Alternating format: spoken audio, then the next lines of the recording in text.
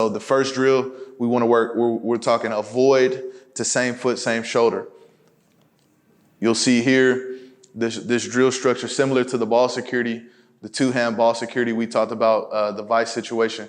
Very similar structure, okay, but we're working a more of a specific technique as far as getting our foot and shoulder down on contact. And so this is my starter.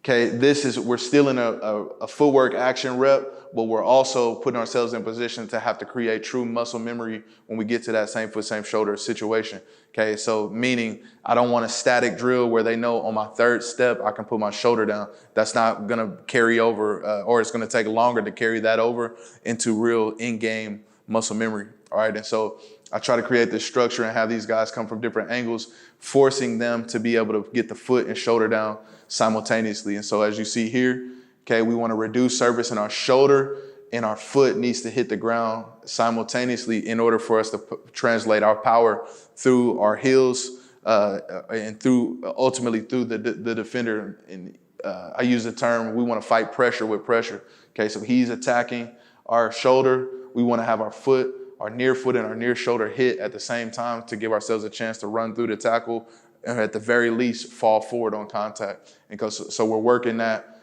specific detail here, reduce, getting the foot and shoulder down simultaneously. Okay, so it's an exaggerated drill structure. As you see, different foot actions here. So now he's coming off of a kind of a jump cut, and then he's got to reset his feet and get the foot and shoulder down according to, appropriately, depending on when the defender shows up. Okay, and so I really feel like this has really been good for me, getting my running backs to actually put themselves in position to get the shoulder and the foot down through muscle memory and not have to think about it when we get to game day. And so I'll show a couple more here, and then we'll get into the film. All right, but avoid everything. So we always want to avoid, if we have to avoid lateral, we want to avoid and get back vertical. And so as you see here, get the foot and shoulder down simultaneously. We need to reduce surface, and then we're able to ultimately have a chance to fall forward or even better, be able to run through this thing and let's go get a ton of yards after contact. Okay, so here you'll see here in the real game how it carries over.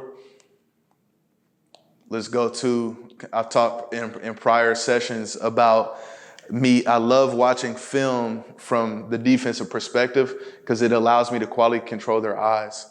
The key to pad level or running with good demeanor, as I say with our running backs, is your eyes. Okay, if your eyes are up, you're going to have a chance to navigate.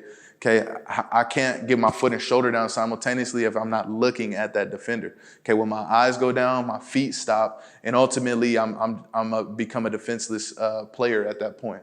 Okay, and so I want to always control the situation by having my eyes up. And so you'll see the common denominator and the common theme in all these reps right here.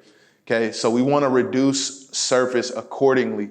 Okay, what I mean by reduce surface accordingly, that means if the defender's at our hip, we need to at least reduce to our hip. If the defender's at our feet, I need to reduce even lower.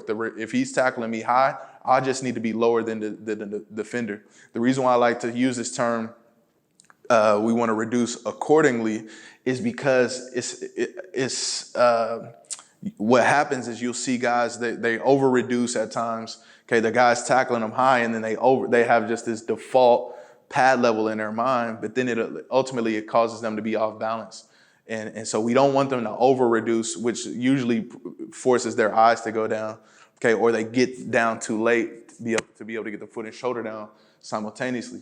All right, and so as you see here, we just ultimately we need to be lower than the guy that's tackling us, and we need to get that foot and shoulder down simultaneously. And so you see here, okay, he's able to get the foot and shoulder down, and even more important, his eyes are up. So now he knows where this defender is. How do I know his eyes are up? Because of what he does after this. Okay, he's able to avoid the next defender. All right, there's no way he can do that if his eyes are down. And so we don't have two things. They don't have to coexist. We don't have to duck our head just because we reduce our surface. Okay, and so that's why I like using the term reduce surface instead of run with good pad level. All right, and so ultimately we're trying to that's what we're working on. We want to have a physical brand of football. We want to be able to get our eyes down, get our pads down and keep our eyes up, and ultimately not only play physical, but it be able to add yards after contact. Okay, and so going back to as far as creating the muscle memory, you'll see as these clips, there's a lot of things happening off schedule and off script, and we're able to these guys are still able to get their foot and shoulder down simultaneously. And so you'll see here, okay, right here. Okay, so he's coming off, it's kind of a chaotic situation, guys unblocked. He comes out of that, and then the defender shows up, and I get my foot and my shoulder down, okay, simultaneously. Okay, and so I like showing these clips because to me it shows the muscle memory kick in from not doing a static drill structure for creating, the element of where they had to work on that timing of getting the foot and the shoulder down, and not just, okay, every third step coach is gonna have me put my shoulder down. Okay, you can get better, by just working those, the technique and the statics from a statics situation. But I just feel like the acceleration of the technique takes place when you create more game-like type simulations of the technique. All right, and so you'll see here. Here's another one. He's coming off. All right, now the guy shows up. Okay, I want to get my foot and my shoulder down. The other part we talked about, I don't think he's doing an elite job right here. I really personally think he should go with his left shoulder to the defender's left shoulder. Okay. The biggest thing we talk about is we don't ever want to run down the middle of a defender. All right. And so he's towing the line a little bit right here. I think he ultimately does a pretty good job because his eyes were up. He reduced his surface, reduced accordingly. He got his foot and his shoulder down, and he's able to fall forward. I think he would have had a chance to actually come out of this thing if he kind of set it up and then went with his left shoulder on the defender's left shoulder.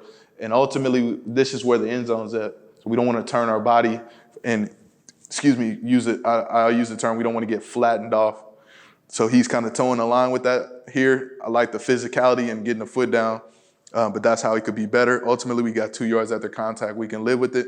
Come back the next day, let's clean it up. Next time, let's go with the opposite shoulder and give ourselves a chance to actually come out of it.